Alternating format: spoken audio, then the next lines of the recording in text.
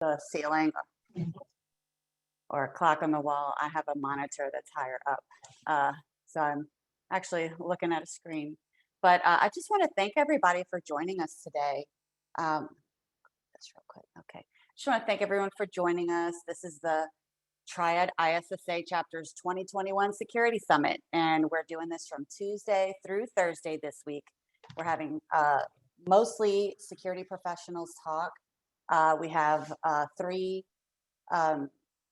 workshops, and we have 1 in-person session where we're all going to meet. Segra is sponsoring that at their High Point location. So you do need to register for that. Let me put some I'll put some links up in the chat for that social event, also for the entire security summit, and then also to sign up for our email newsletter. That way these announcements come straight to you. And then also I'd like to mention that we do have, if you're not a member of ISSA, we do have our chapter events that are monthly, and we send information via email and LinkedIn. It's the 4th Thursday of every month, and currently we are virtual. Next month we have F5. It's gonna be virtual, but then we're gonna talk about where we can meet in person to try to transition to that. No decisions yet. But with that, I'd like to turn this over to Lateek, Willie right now, so he can present on the topic of the security shortage. Well, okay, let me get started. Okay, let's see here. Second. And you guys let me know if you can see my screen. On the presentation mode. I can see it. We're good? Yep. Good. Well, thank you, Evelyn, and for having me here and giving me the opportunity to speak to this group of people. Seemed like an exciting group. I listened to Mitch's presentation, and Mitch is spot on about a lot of things. You can tell he's been around, a seasoned vet in the cybersecurity space and a big cybersecurity leader. So thank you, Mitch, for all that you do for the community. Quick background about myself. I've been in the cybersecurity space as a working CISO for approximately 16 years. I've been in IT for over 20 years. Started my career in the United States Marine Corps. And from there, I went on to get, I guess I have 3 degrees and probably about 15 to 18 different IT and cybersecurity certifications. I am truly passionate about the cybersecurity space.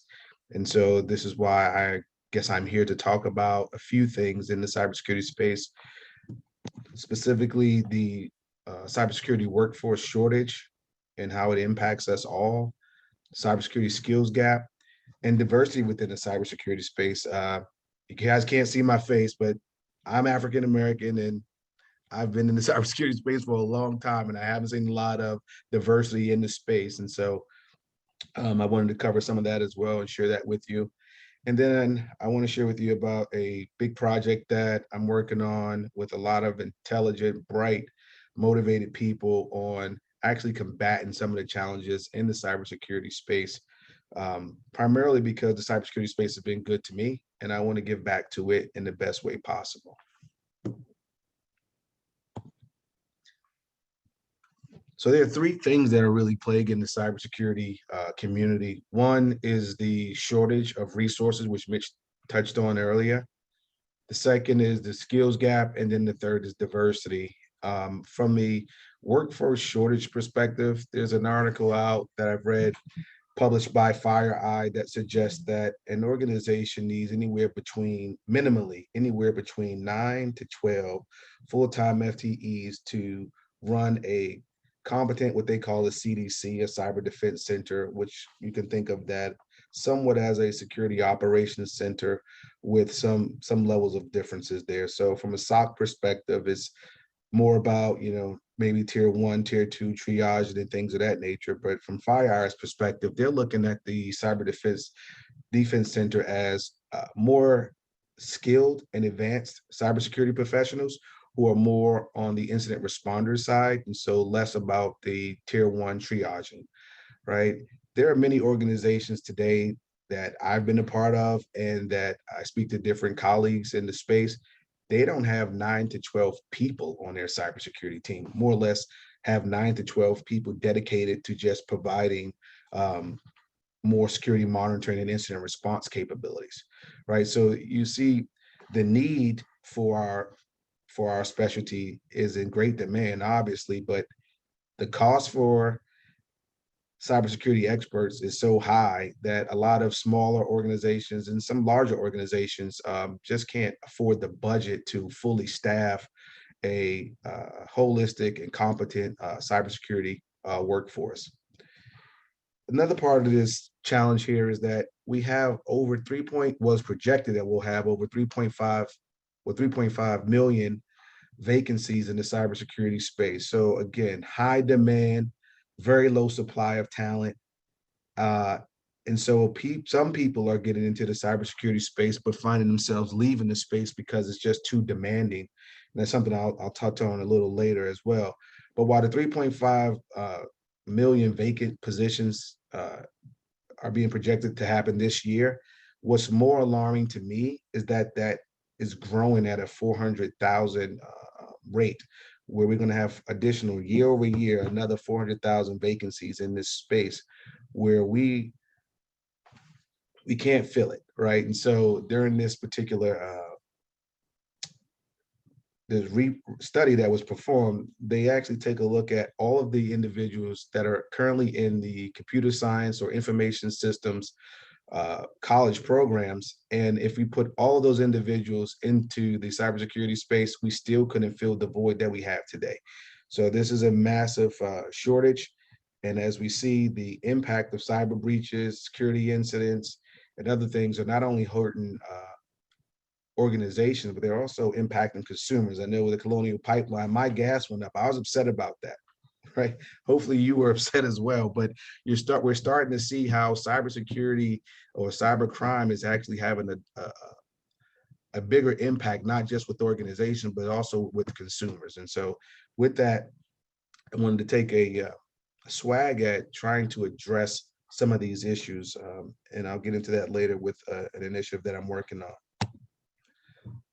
From a skill set perspective, this is a global issue. So some of you guys may work for global organizations and you may try to recruit talent in other parts of the world, and you too will find yourself being challenged with identifying talented and competent cybersecurity professionals. The shortage in terms of skill gaps, they range, right? So it's not just about technical skills. Sometimes it's about just risk management, strategic skills. There are a lot of CISOs who don't have strategic skills, right? And so you just don't want to push it down to the analyst level, but we have a huge gap, whereas we can't get competent people in place to do their job, primarily because we don't have enough resources. And then you also have organizations who are not willing to train their employees for the fear of them leaving, right? So we have a high turnover rate, as Mitch mentioned. I think with CISOs, the average tenure for a CISO ranges anywhere between 18 and 24 months. I think an analyst and an engineer may range anywhere between 12 to 36 months. So, if you're building a team and you're pushing out the resources and the energy and efforts to build up their skill set, knowing that they're going to leave in 1 to 3 years and you're going to have to start over, that also becomes additionally frustrating to you as a leader and as an organization.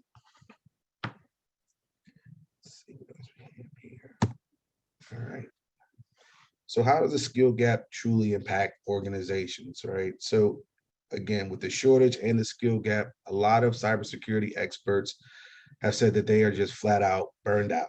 They're burned out. It's the ability to perform their duties that continues to increase has burned them out to the point to where they can no longer stay abreast with the latest threats, the latest techniques that are used by cyber criminals. And the reality of this is a lot of cyber criminals are actually better funded than a lot of organizations' cybersecurity program. So, if you read the data breach investigation report by Verizon, you'll see that cyber espionage is hiking up, continuously hiking up. And it's because there's organized crimes understand how to make money and monetize the cybercrime that they're able to pose on organizations. Cybercrime is projected, I believe, to be $2 to $3 trillion by the end of this year, but we're only investing a few $100 billion in terms of technology and resources to try to combat that. So it's like we're fighting a losing battle, both on the investment side as well as on the people side. Okay, so organizations who are not willing to invest in their employees' training are actually putting the organization at greater risk from not having competent skill set to help the organization, but then B, they're putting themselves in position to lose those resources that they currently do have. Again, there's no shortage of jobs. There's no shortage of opportunities for cybersecurity. So why wouldn't you train your why wouldn't you train your staff that you currently have? I look at that as friendly fire, right? But organizations don't want to invest in people knowing that they're going to leave. So it's a double-edged sword. I get it on both sides, but if you're going to be in this space, you have to invest in people's skill set because the threat landscape changes too quickly. The technology that comes to the market comes at a rapid pace, and everyone's trying to get you to buy the new widget on the market that's going to help you protect your organization. The thing about these widgets and these challenges that we deal with is that there needs to be some type of formal training, and people need to have time to really understand how to not only implement the technology, but how do I fit this technology into a greater ecosystem so that we can have an ecosystem of security capabilities that are seamlessly integrated together. And then from a investment standpoint, how do you fully optimize these technologies? Some people buy technologies for one particular use case, and there are 10 other things that this technology can solve. And so a lot of organizations have a lot of different pieces of technology, but what we fail to do is realize that there's a human element to the technology, right? There are two sides to the human element. It's the adversary, right? And then it's the cybersecurity professionals. And what we're playing on is the digital landscape that we consider to be I look at it as our battlefield, right? All the technology is just the battlefield, but it's the people that we need to spend more time with and invest more with. So when you have this shortage of skill set and people, what typically happens in organizations, you take shortcuts, right? So 67% of the people say that they don't even patch systems, right? Which is, we know, is a no-no if you know anything about cybersecurity. But what happens when you can't get to it? What happens when your cybersecurity hygiene is lacking, right? Because you're constantly firefighting, right? These are some of the challenges from the skill set and workforce perspective, but these challenges also elevate the risk within organizations. So even when organizations are spending and investing in technology, they're not investing in the people, which is really causing a bigger problem, or can cause a bigger problem. So as Mitch talked about, if anyone wants to pursue a career as a CISO, good luck. I wish you the best. Call me if you need help. But that is a very challenging and daunting task. But we need cybersecurity leaders. And I look at it as two different types of leaders. Some people want to be CISOs just for the prestige or the money. And then there are others who want to be CISOs primarily because of the opportunity to solve massive problems on an ongoing basis. Me, that is my primary driver. I am intellectually curious. I only want to do things where I know I can't solve every single facet of the problem. That keeps me motivated. And these are some of the things that you're going to have to wrestle with when you decide to become a CISO. So when you have limited headcount and a shortage of skills, how do you actually build a cybersecurity program for an organization, right? That challenge there is going to lead you to having a group of individuals who've been untested. They don't have the skill sets. They've never been in a cybersecurity sword fight, if I may, right? And so you're using these unskilled professionals, but your career is on the line here. Because if something happens to the organization, as Mitch eloquently said it, I'll say it a little differently. Your head's on the chopping block, period, right? And that's just what it is. You're the scapegoat. Um, but there's an old saying, you're the great hope and you're the scapegoat, right? That's the CISO world, right? When you get hired, everyone's hoping that you can fix everything, but if something goes wrong, you're the one that everyone gets rid of.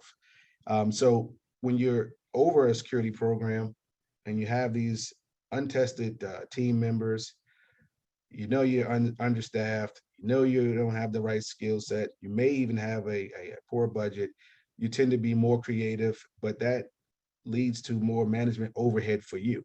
So now you're putting additional pressure on yourself because that's what it takes to lead the cybersecurity program. Now, the bottom line here is that at the end of the day, it's your career. So this is why I would say most CISOs leave after 18 to 24 months, right? After you do your first 90 days, you start identifying what your roadmap's going to look like. You get your first couple of projects completed, but you know in the back of your mind, there's so much more that you're not able to do.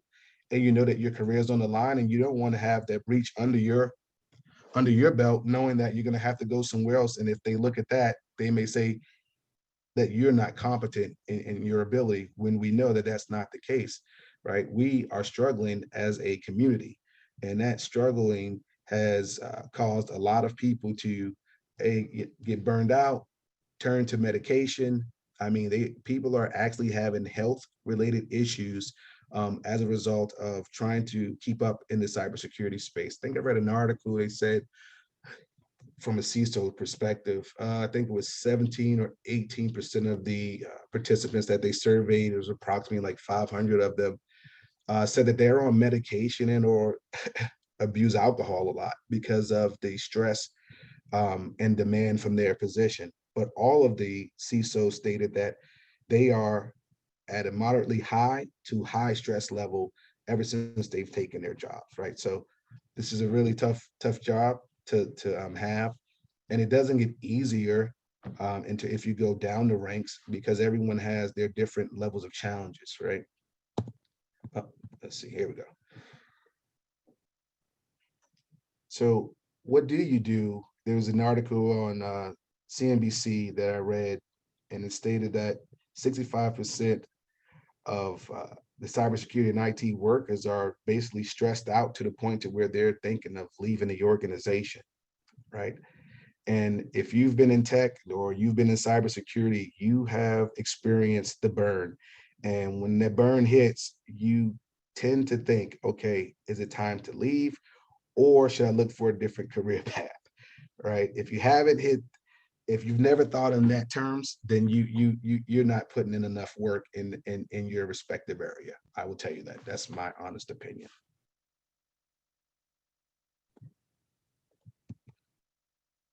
All right. So diversity, as I mentioned when I first started, African American male. Um, Throughout my entire career in the space, I've probably been the only African American on the cybersecurity team. Definitely the only African American male in a CISO role and in a leadership role in a lot of organizations. I've worked in the financial services industry, logistics, and a few other industries, and there's just not a lot of diversity across uh, the industry. Uh, and that's not just with my group. There are other groups that are underrepresented as well, and there's also a massive shortage of women in the cybersecurity space. Right, I think the cybersecurity space, 14% of the workers are women, according to this particular article. But these are at director levels, but in director levels or above, right?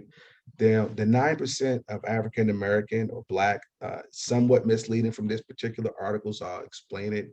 That represents the African American or Black percentage, actually represents anyone who primarily did not state that they were Caucasian or Asian or Hispanic. So that became the default bucket, so to speak. And this is why the people of color percentage on the right-hand side in this chart represents 23%. But that doesn't necessarily represent the African American community. It's an aggregate of different communities. But all I have to say is, how do we have a workforce shortage, skills gap shortage, and a diversity issue when we know that we have a large group of people who would be willing to get into the cybersecurity space if they were given the opportunity to, or if someone explained to them how to actually get into the space, right? This is something that I took a personal challenge on, and I'll show you how I plan on addressing it and combating these challenges. The other part to the diversity is also the salary discrepancies. And so this also keeps people away from the cybersecurity community. If you look, the Caucasians are, 68% more likely to receive a raise than others, right? And so the different groups and their ability to get raises and advance within the cybersecurity community is halted by some of these issues as well. I think the average annual salary for security professionals is 122K, but there's only one group of individuals, according to this particular study, that actually hit the average, right? And that's the white males. Don't know the answer to it. Don't know that I can solve the problem, but these are some things that we should look at as a cybersecurity community, because this is our community, right? And it's going to take all of us to collectively come together and figure out, how do we solve these three main problems: the workforce, skills gap, and then the diversity challenge. So with that, understanding that the cybersecurity community is in distress, basically, me having military background, military mindset, being a Marine, I took this as a call to action. I took it as a personal call to action. And so about a year ago, right before COVID hit, I decided to do something about it. And I started a nonprofit organization called Cyber Intelligence Transforming Youth, or CITY for short. And the primary objective of the organization is to combat those three elements. Okay. Now, I knew I had to take a different approach, because if you recall from the first slide, it mentioned that if you took everyone from a computer science or information systems degree globally and put them into the cybersecurity space, we still wouldn't make, we still wouldn't be able to fill those vacancies. Well, why is that? Well, I don't believe we're approaching it right. Right, we're looking for people to go to college and get college degrees to get into the cybersecurity space. I think the military has the right model for us that we could leverage and we can use. The military has two tracks, right? Enlisted, and then you have officers. Enlisted, you don't need to go to college to be a part of the military, right? They're trained, they execute. I mean, they're compensated well, right? But if you want to get in to be a leader, then you need to go to college, so to speak, and become an officer. So I looked at it from that perspective, and I said, well, I have both, right? So I have, I don't know, 3 degrees, and I have, I don't know, 12 to 15 certifications. And I can tell you each one of them played a different role. So my certifications helped me a lot in doing all of my tech specific stuff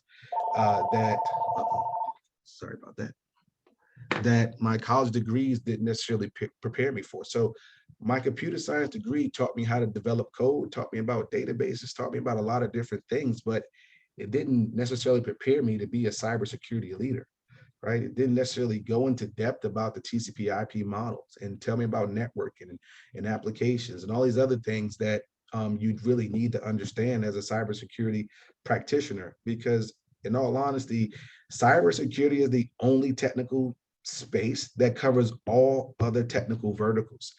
You know, you have network security, you have database security, application security. I mean, it goes on because we actually touch every facet of technology, right? Whereas other people, if you're a network engineer, and I was a network engineer for a while and a network architect, I got bored because it was once I stood up the network and then everything was working, I was really waiting for things to break. And so that became boring to me, right? But in the cybersecurity space, there's no time to be bored because there's too much going on, right? So I said, let me take a different approach to how to address the workforce skills gap and the diversity challenge. And so we created City. And we're going to take a military approach to bringing folks in. Primarily, we're going to focus on the certification side and bringing folks in as junior specialists, basically. But we're going to make sure they're properly trained across the board. And I'll get into some of that later. And then if they want to go on to become CISOs and things like that, they would already have the technical chops to be proficient in their respective areas. I've come up the ranks, and everyone that I know who's a CISO, who's really good, in my opinion, they've come up the ranks, right? And you need to see that, you need to understand what it is to be in the trenches, to understand how to lead people in the trenches, in my opinion. Okay. So some of the things that we looked, so knowing that, I had to take a look into, okay, who are cybersecurity professionals and what type of education do they have? What's the age range so that I can build a company that can help the cybersecurity community? So there was a study performed by ISC Squared, a workforce study back in 2019. And from an education perspective, majority of people in the cybersecurity space, they have a bachelor's degree. And majority of those individuals with the bachelor's degree have a degree in some type of computer and information sciences, right? Then engineering and business. But the net is that they have a 4-year degree. Knowing that I wanted to start with youth and taking a military approach, most people go into the military right out of high school, right? So I was hyper focused on looking at individuals with a high school diploma or an associate's degree who were looking to get into the cybersecurity workforce. And so that's what we focused, that's what one of our primary focuses on, is getting that's why it's called Cyber Intelligence Transforming Youth. We're getting the youth involved in cybersecurity early. I read an article a little while ago, I think it was the National Crime Agency in the UK. They busted a cyber criminal ring, and the average age of the individuals in this cyber group here, cybercrime group, was 17 years old. The youngest was 12 years old. And so this goes back to my point where I think we are waiting too late to try to get people involved into the cybersecurity space. And this is why we have this large gap. We need to get ahead of this. We need to start talking to people in high school. We need to start making people aware of cybersecurity. We need to start making people aware that, yes, you can have a great career in the cybersecurity space. You can start out using certification. And then if you wanted to use those certifications to help you secure a job and help you pay for college, so you're not taking on substantial college debt, then you can do that, right? Or if you didn't want to go to college, there's another alternative for you, right? The other sweet spot that we looked at when we were doing our research is on the age side. Most people in the cybersecurity space, 32 and 33%, range from 25 years old to 45 years old.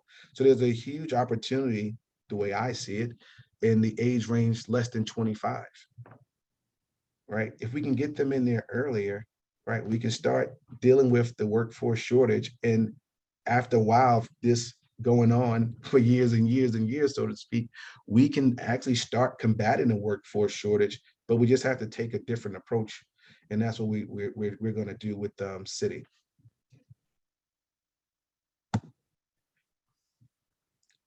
Knowing that there's two sides to every coin, we also looked at what's the economic opportunity for folks with just a high school diploma or an associate's degree in certifications.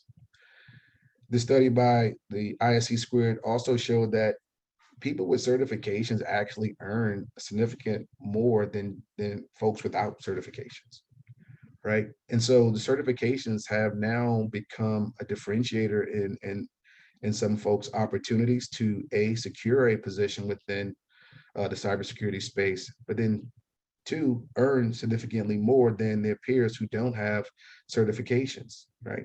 Think on average, cybersecurity professional certification increase is like 34% more than folks who don't have a cybersecurity certification. And I think that's huge. I mean, in Asia, APAC, in Asia, I mean, 70% is a massive differentiator in terms of pay, right? 63,000 versus 37,000. That's significant in Latin America. But these are all to say that we can take this approach and be uh, positioned to help the community while giving people an opportunity to earn a great living without necessarily going to college. I think I spoke with, I'm not going I know I spoke with a few gentlemen who are CISOs, and they flat out told me they don't have college degrees.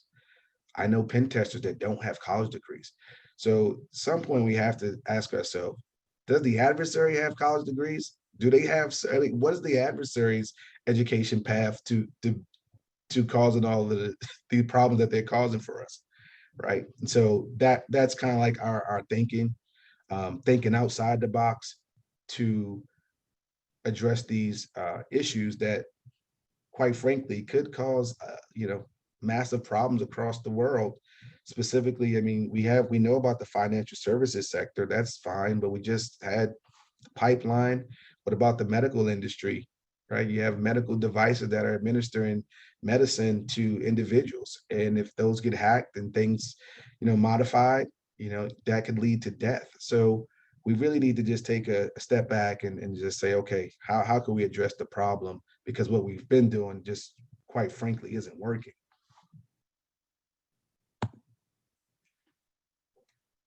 So knowing that I wanted to go down the certification track, I needed to look at who are the top cybersecurity certification organizations, right? And we all know about ISC squared. I think Mitch mentioned about the CISSP, and that is fine. But to become a CISSP, you have to have experience, right? You need to already be in the space for a while before you could even really sit for the examination, right? So I said, well, if we're going to build junior folks and try to get people into the sweet spot of the 25 and younger, then let's go with the certification track that offers more or tailors itself more toward entry level individuals. And so CompTIA stood out to us because they have a track for all of tech and they have tracks for cybersecurity. And the one thing that we did want to incorporate into our mission is that we develop people so they can have a solid foundation in IT, which they will need to be, in my opinion, really good in the cybersecurity space. Again, because cybersecurity crosses so many different technical verticals, and not having a foundation in basic IT could actually prevent you from having a successful career in cybersecurity because you're going to get burned out. And it's all because you just don't have the right levels of foundation. Again, if you guys don't know CompTIA, I'll be surprised, but massive organization. They have a global reach. On top of their global reach, their certifications are globally recognized by organizations. And so this was a good fit for what we wanted to do at City and our mission. And this is why we selected to make CompTIA a strategic partner of ours and to help us raise our mission and satisfy our mission of getting the right people at an early age into the cybersecurity community and having them trained adequately so that we can reduce some of these events that we're experiencing. As these folks continue to grow in the cybersecurity space with a strong foundation, we will have a better chance of dealing with the cyber criminals and the things that we're seeing on a day-to-day basis. So how do we do this in City? When I started the presentation, I gave you guys kind of like a top-down approach, right? Workforce shortage, skills gap, diversity. Well, to fix that, we're going to do the inverse, right? So as we go out and build our cohorts of students, what we're going to start with is making sure that we have a diversity quota, right? The military has diversity quotas, right? Some organizations have diversity quotas, but we want inclusion. We want everyone in. We don't want anyone to be excluded. And so we're going to have a diversity quota. In addition to having these diversity quotas, we're going to make people work together. Again, I was like the only African American just coming through the ranks in the space, right?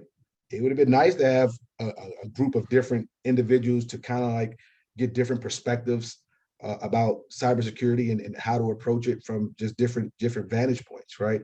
But that wasn't there. And so what we're going to do when we have our cohorts of students is we're going to put them in diverse groups so they can learn how to work with one another.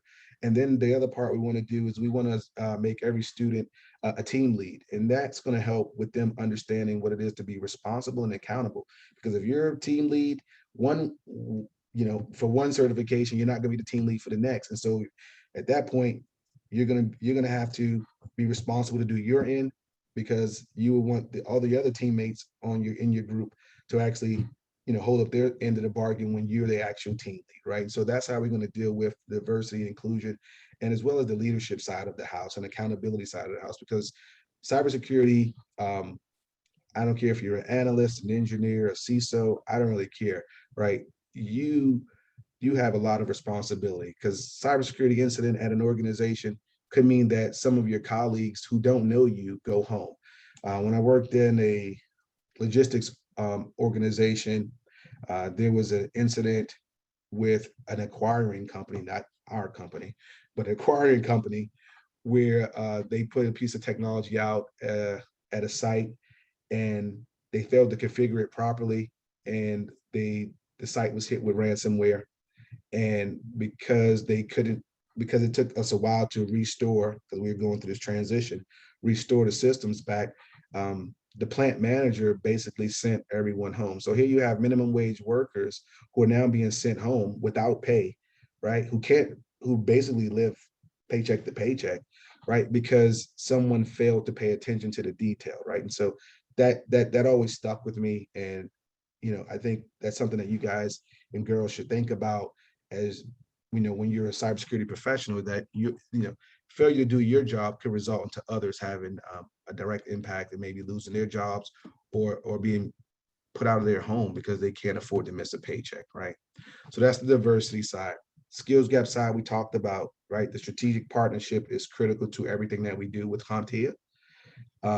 But above and beyond just the certification tracks, the other thing that we're going to do is pretty much build you from soup to nuts. So from a novice level all the way up to an advanced level. And in addition to the certifications, we're going to also have students go through simulated cybersecurity virtual labs where they actually have to perform, right? That's one of the biggest things that a lot of organizations have a problem with. You hire new people, but you don't have a way of testing them. How do you know that they can perform? How do you know that they can identify malware in an environment? How do you know that they can actually execute those pen tests the way you think that they should if you're building a red team, right? How do you know? How have you vetted them other than just conversation, right? And so we're going to build those labs so that when people come out of our organization, that people can rest assured that yes, they have their certification, they have a solid foundation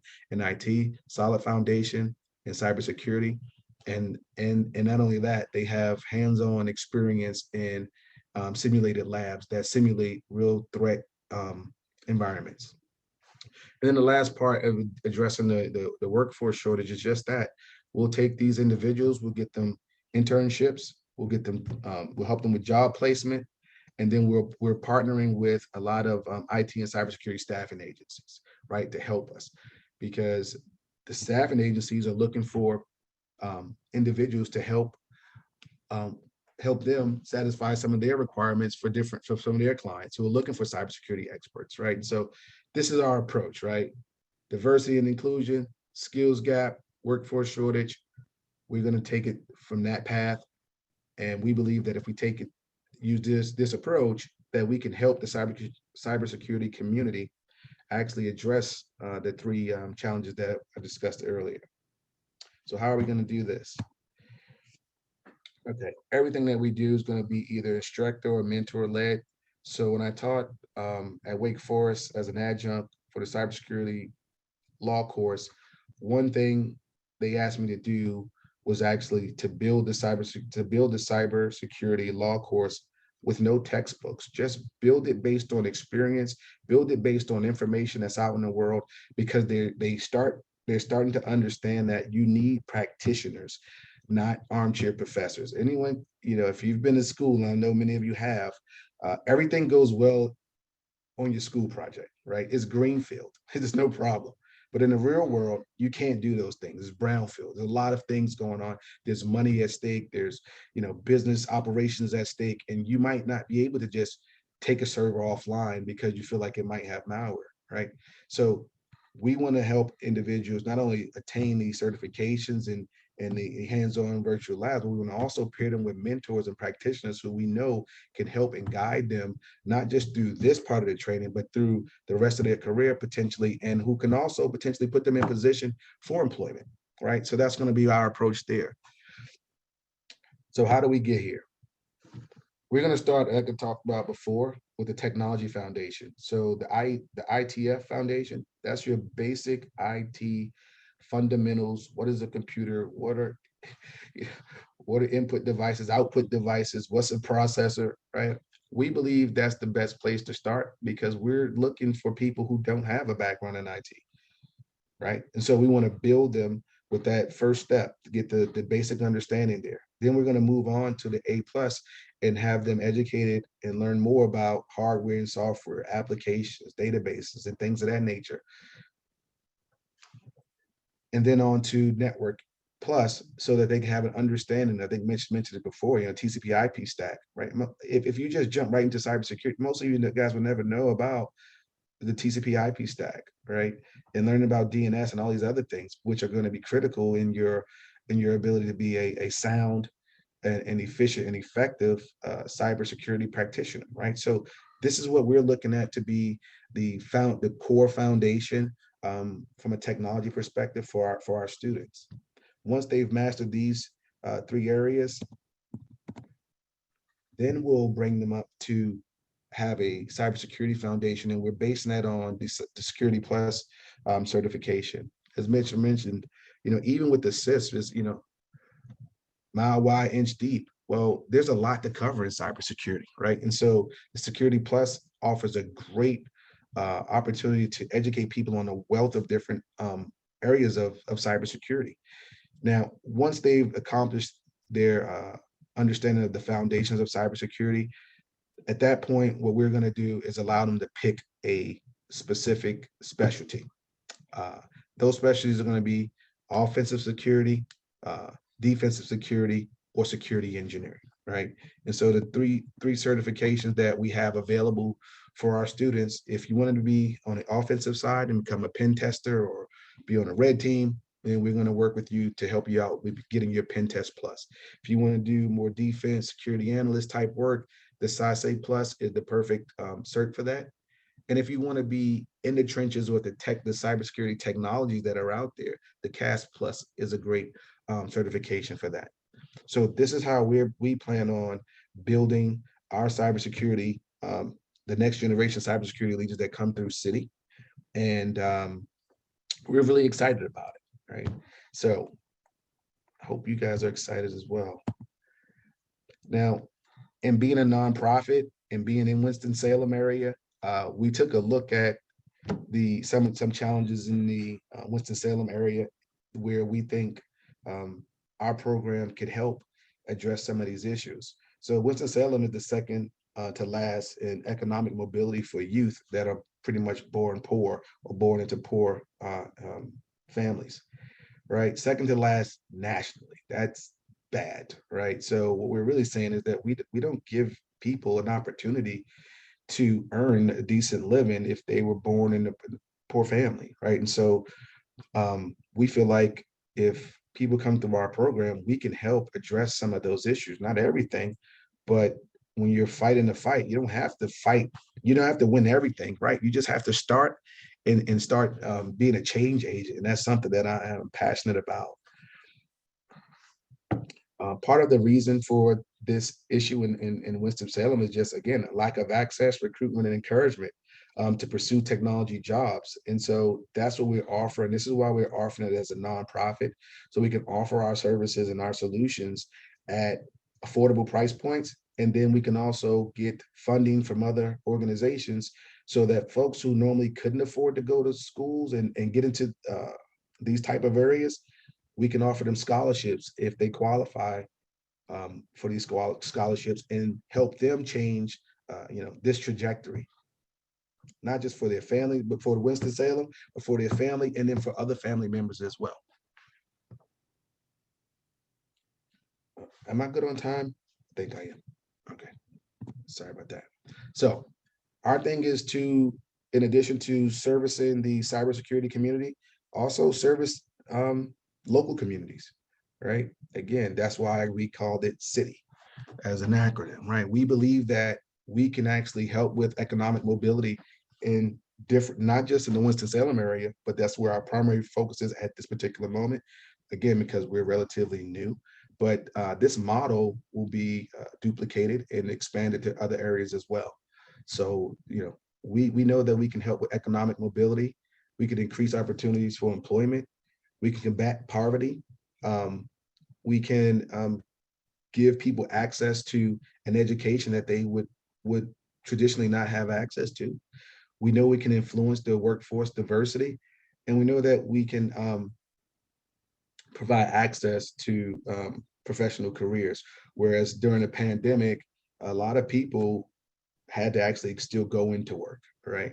Where a lot of us cybersecurity folks, IT folks, right? We didn't have to go into the office, right? We're virtual, we can work from anywhere, right? And so we believe that these are some of the social impacts that we can bring to bear through our efforts and through our community efforts and outreach initiatives. And so we're really excited about that. And we're also really excited about giving back to a community. Well, I'm personally excited about giving back to a community, the cybersecurity community, that's given so much to me, right? I think that's something that we all should kind of strive for, right? Don't just take from the community, give back to the community as well. So I'll end with a video that we put together, a little animation video that we put together to help folks have a better understanding of what we're doing and what we're trying to do at City. And I'll share this with you, and then we'll wrap up with Q&A, Ellen.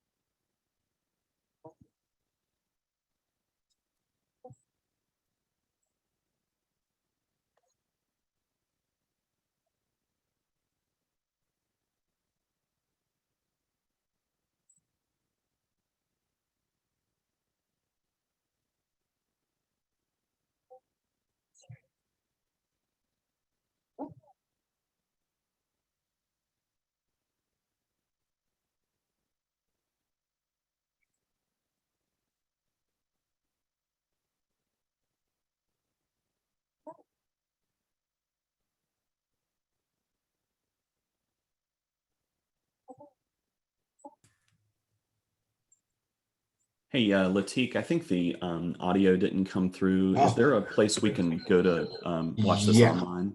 Yes, I guess I'll send that. I thought the audio was going through. I apologize for that, guys. No worries. You know, I almost said something, but you could, without the audio, you could understand what the video was about. So, It was All almost right. like built-in closed captioning. right. Yeah. Well, that was one of the things when we were working with the animator that I wanted to make sure that we at least put the big speaking points on, within the video, and then have the narrator kind of like add additional context. So guys, I apologize that you guys couldn't hear it. It's really good, awesome video. I'll get it to Evelyn in the format, I guess, where you guys could hear it, see it if you like, and then we'll go from there. Evelyn, that is all I've prepared for today, and I don't think I have much more time. Well, I just wanted to, I'm gonna wrap up real quick here. But I really like what you said about do the adversaries have college degrees? That is such a good question, that you don't think about. They'll just take anybody with some skills and give you some tools and put you to work. China Whereas just on, China breeds them, right? yeah, Russia, they breed them. They're not putting them through school. I mean, if you have the aptitude for it, we're going to get you trained up and get you focused, right? And so we just need to take in my opinion, a similar approach. okay. Yeah, And just two more things before Jeff jumps in, because I love that you have a track that leads folks in a direction, because I hear a lot that people don't know what direction to take. And I think there might be a point where folks could maybe talk with you or talk with a mentor and figure out what direction to go in. And the fact that this is a generational shift for this area is amazing. So, okay, that's all I'm gonna say. Go ahead, Jeff. sorry about that. I wanted to ask a question, and Lateek, I was trying to figure out how to appropriately ask this. You spoke a lot about the absence of a bachelor degree, and I'm a person that I've had to really get my foot in the door, and work extra hard, to try to get into IT overall, and then into security. Of course, I went back later and got my bachelor degree. But I wanted to ask kind of a similar question. There's some advice that I hear given, and to be honest with you, I've historically given this advice of someone who is entry level, or they're trying to find their first role that's going after a security role. And the traditional advice that's given, and I really hope this doesn't offend anyone, is do your time in help desk. Go find an entry level IT position, and learn the ins and outs of systems, narrow your focus, and that kind of thing. And certainly that's a background that I came from. But we're seeing in the last several years this transformation where there are security roles that people who are entry level can step into immediately. So I don't really know how to ask what I'm asking here, but are you seeing that shift as well? And do you think that possibly part of our issue is the hiring requirements for bringing someone into a security role, that hiring requirements reflect someone that needs to be experienced in IT, and should that change? So yes, absolutely. I'm seeing the shift. Like anything else, right? We have to evolve, right? So what we used to do worked for back then, but yesterday's solutions are not gonna solve tomorrow's problems, right? And so it's all about creative problem solving, right? And if we can get folks trained up to where they could be impactful and effective as a cybersecurity analyst on day one, as a junior, then why do they have to start at the help desk? Right?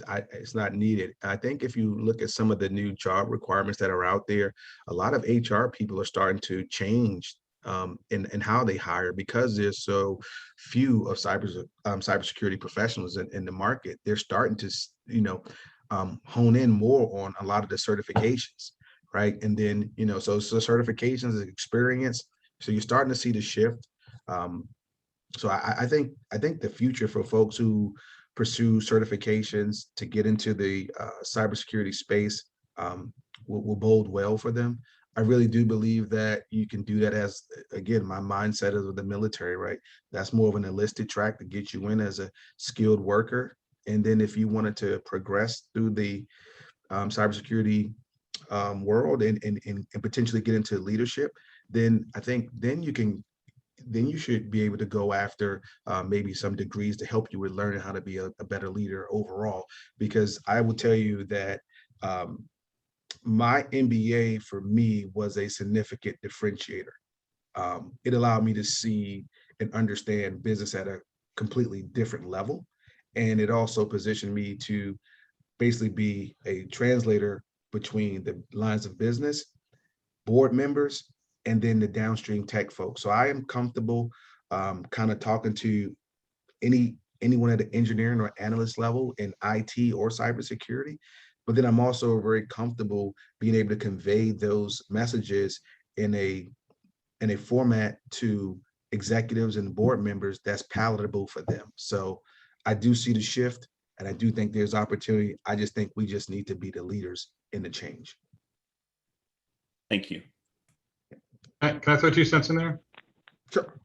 I think managers, people in my kind of position need to eventually have to learn that I'm not going to get a person with 15 years of experience for every one of my slots. I'm going to have to fill those slots with junior people. Right. And sometimes the best place to get that junior person is a person who's already at my help desk, right? Other times there's places where I'm going to go find a junior person and I'm going to train them and I'm going to put lots of value and time into them. And in 5 to 7 years, maybe if I'm lucky, luckily I can keep them that long, and I won't, because at some point someone's going to be able to pay them more to do something slightly different, and they're going to move on, and I'm going to have to start again, right? And you just got to get to the point where you own the fact that part of my job as a leader is to train other people, and that those people aren't going to be with me forever. I'm not, Totally agree. Not going to be with you forever. I think one of our goals is, how do we get junior folks prepared so that the amount of time a manager has to spend training them and making sure that they're somewhat competent, right? How do we get them trained up in that capacity so that they can be effective on kind of like on day one? So you can get, even if they last for 3 years, hypothetically, which we know the turnover rate, right? You can get more use out of them, and to help you and to help reduce, how much management overhead you have to endure because you have to do additional training, right? So that's some of the sweet spots we're trying to figure out. Nothing's perfect, but your comment is spot on. And this is Evelyn. I just wanted to chime in on that. And to Wayne's point, that's why this is so important. This is why I asked Lateek to come and speak, because this is happening in our community. This is one of the leaders from our community